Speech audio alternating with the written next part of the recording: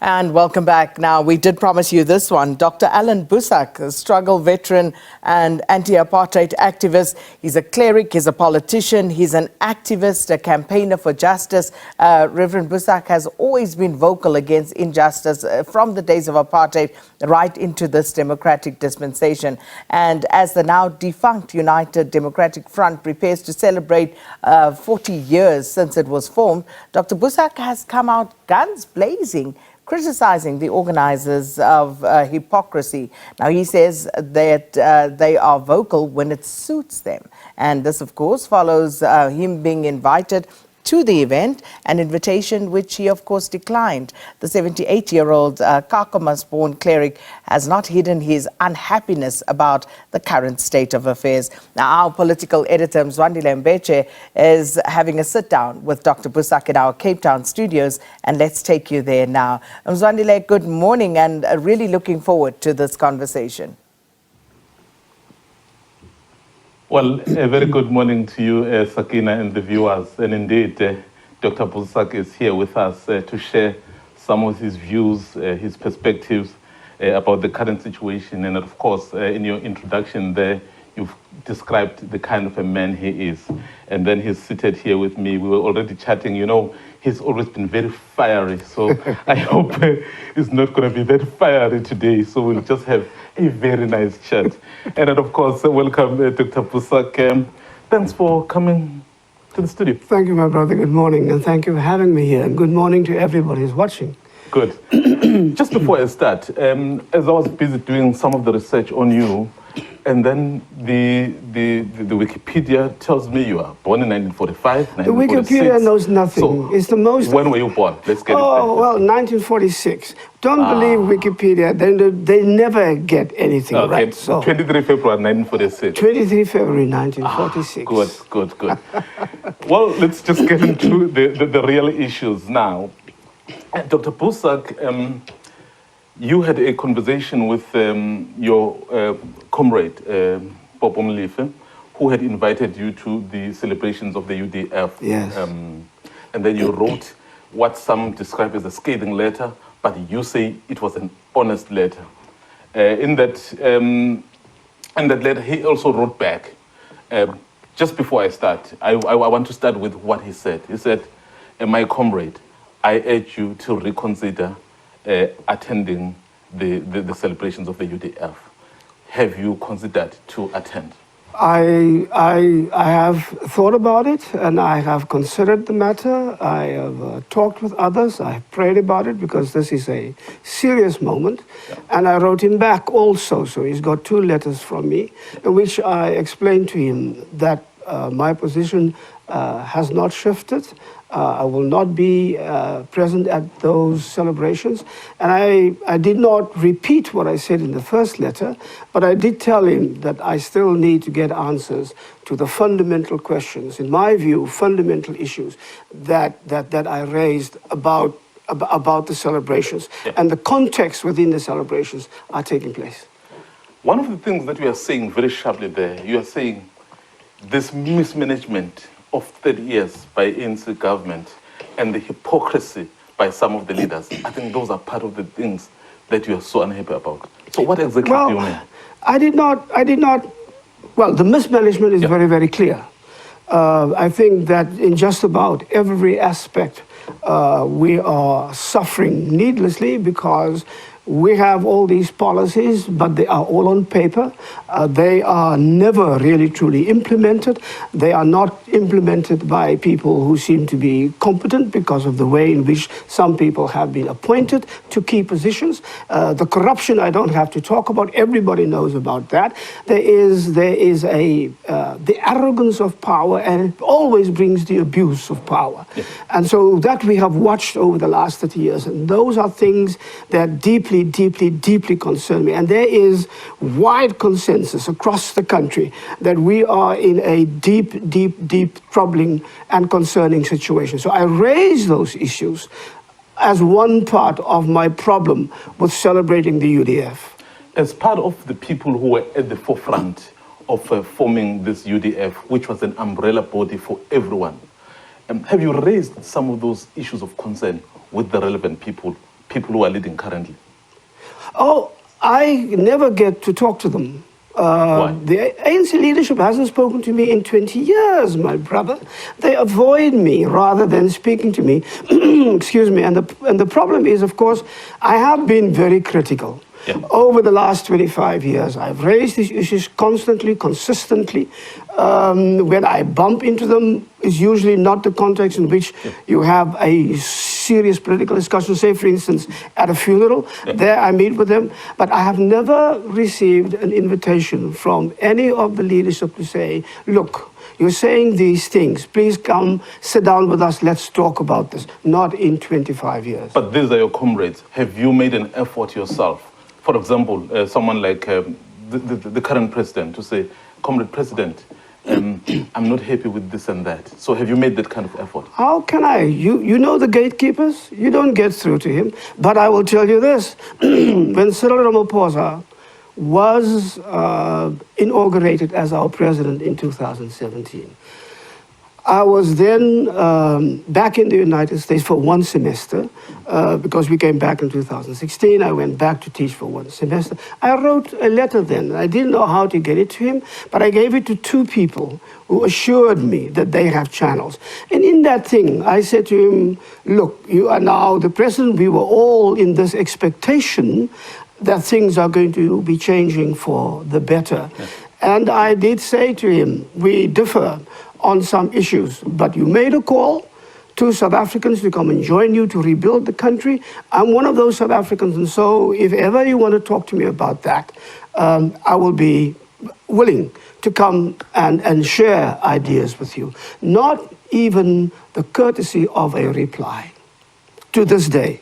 To this day. So I now know, and you know what, excuse me, when the ANC cuts you out, they cut you out, man. There's the saying that they usually warn me about, it's outside, it's cold outside the ANC. You know that one? Yes, certainly. Well, so, yeah, I tried. It never happened. In fact, in your letter, when you responded to Popo Mlife, you basically said you can't possibly attend the UDF celebrations because of the kind of hypocrisy that you were looking at. You said, as part of the defense of our democracy, they were very vocal during the previous administration of former President Zuma. And you're saying, correctly so, but under the current, so they were not, yet some similar issues still were there. Well, that is one of the deep concerns that I have. If one is concerned about democracy, then you are concerned about democracy. And democracy means, for me, not only the workings of our democratic institutions like parliament and the courts and the justice system and so forth, but democracy means what is happening to our people. Are the people not getting what they need, but what they deserve? How are their rightful expectations met? That is what you defend. Now, when that hasn't happened and you see something is wrong, and they were very vocal with Mr. Zuma, I know that. So when Mr. Ramaphosa's problems began to surface, and those are problems that impacted very highly and very deeply on his own organization, but even more so on the people and on our country, they were defending him. And they were not willing or able to hold him to account on any level, not within the party, not within the top 6 or top 7, not within parliament, not within the cabinet. So what is that? Why do you say we are defending our democracy when it is really protecting a president who should not be defended? He should be called to account. Nobody should be allowed to do so much harm and damage to the country and to our people and not be called to account. I mean, they call Thabo Mbeki to account for much less than this. And so I'm wondering, why is it, and that's, I never used the word hypocrisy. I used the word selective indignation. Yeah. And just as selective justice is bad for our justice system, so selective indignation is very bad for our democracy. You actually went on to say it won't be sufficient to remove President Ramaphosa, but the ANC itself is beyond redemption. What exactly do you mean? I mean, that is the debate where the ANC has always said we can correct ourselves, we can correct ourselves. And so they have had ample opportunity now. Let's say, just like for Mr. Zuma, did they correct themselves when they realized what was happening? No. Now, there says Mr. Ramaphosa, we are at a point where proper ANC cadres, not people like me, people who are still inside the movement, like Matthew Sposa, calling them a bunch of criminals. So you're not talking about one man. You're now talking about a coterie of criminals. Even former President Mbeki said so in public. We are run by a bunch of criminals. Now, I did say that already 2 years ago, that this is the case. So it means that it's not only now a question of will Cyril Ramaphosa be removed to save the ANC. Is the ANC capable of looking at its top leadership? Yeah. And I am angry at the ANC because I make a distinction between the ANC, the people on the ground, my people that I fought with, the people that I struggled with, the people whose sacrifices, the people whose children I buried. Week after week in those days, those people are for me the African National Congress. I said the other day, the nobility of this movement does not lie in its history even, or in its former glory, or in its policy. It lies in its connection to its people, in its faithfulness to its people. That's all gone.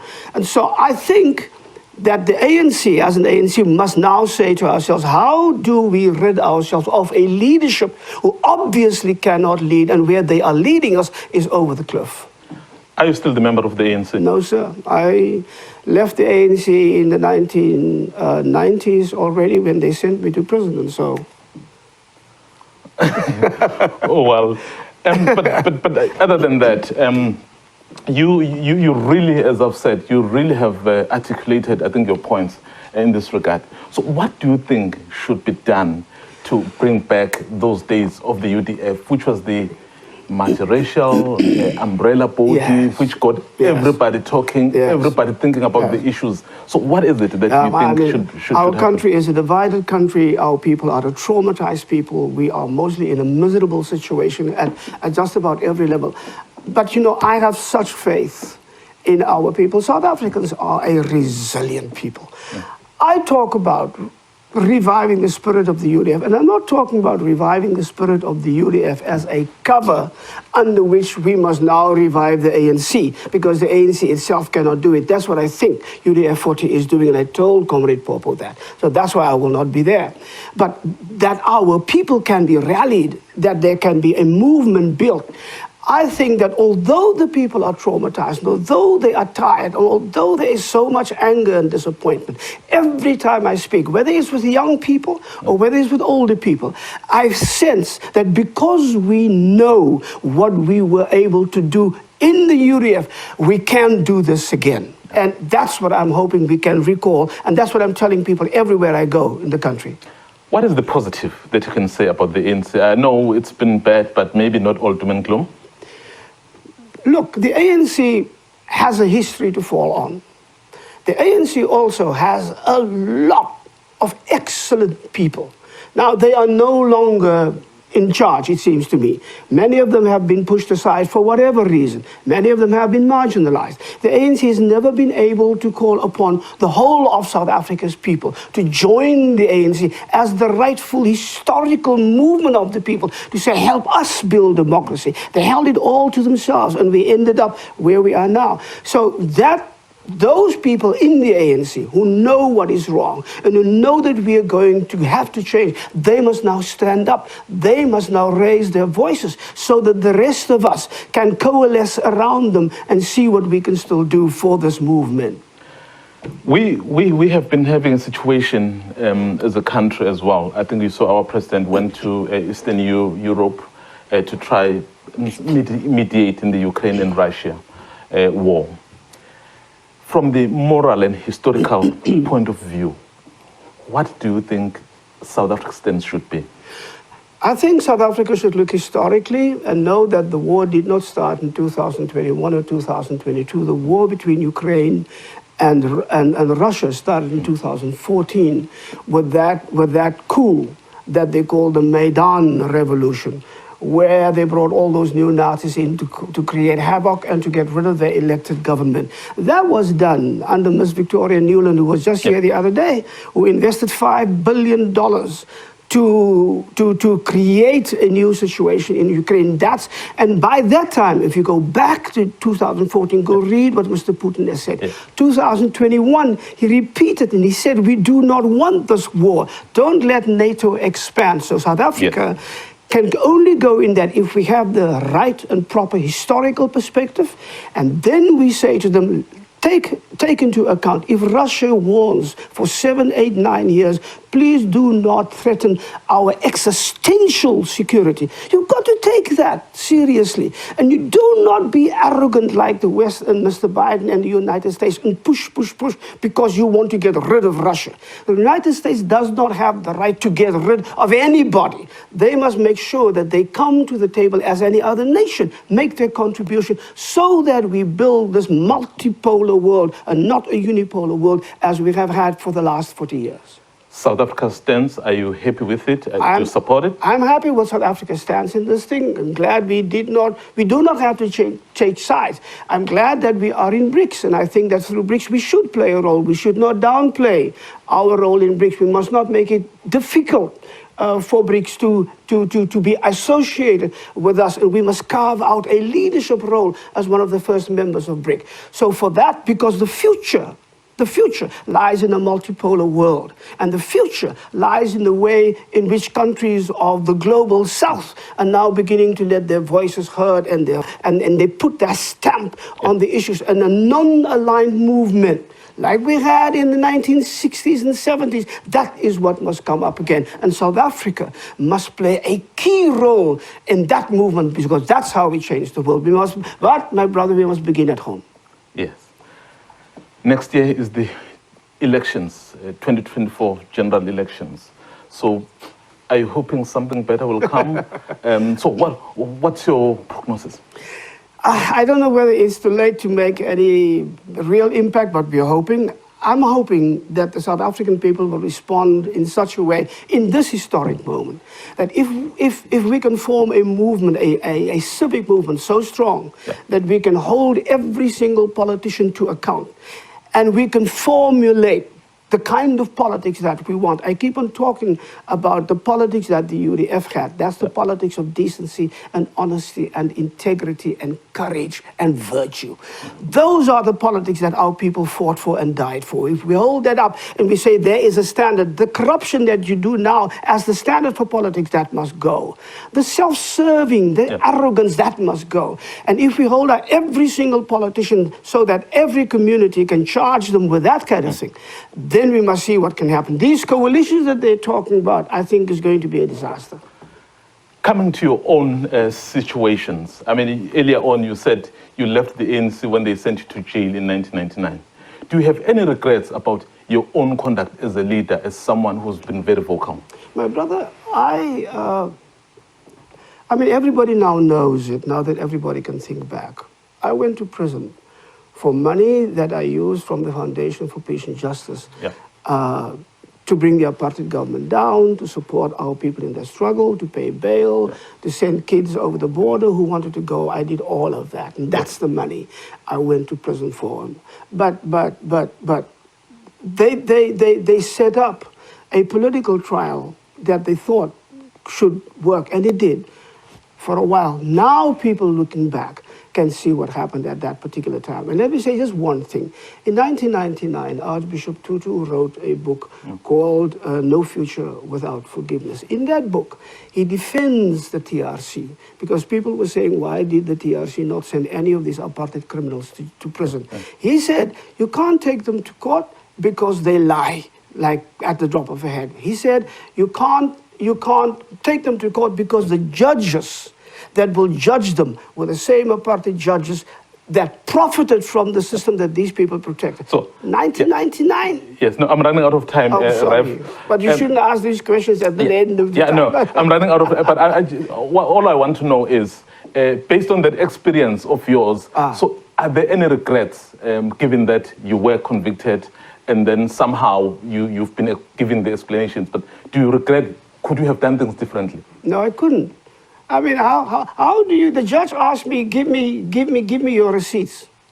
How do you send a kid with money across the border and then you give a receipt and you say to the police, okay, there's his name. That nobody did that. Umbeno did not do that. The SACC did not do that. The Foundation for Peace and Justice did not do that. You could not. We were in a war situation, fighting a government that committed a crime against humanity. How do you deliver your people by making a list of those you help? No. Wow.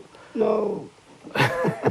Well, that was Reverend Boesak. Thank you very much. Thank you. For the lively interview. I wish we could have more time, but this is the start. We're going to continue having this kind of robust I hope so, debate. my brother. Thank you very much for having me here. Thank you. Well, that was Dr. Boesak, very, very, very open and very critical of the current establishment, but he's always been like that. And of course, we'll try and continue to have this kind of engagements. And as you know, we've got a lot going on as we link to the headlines back in Johannesburg.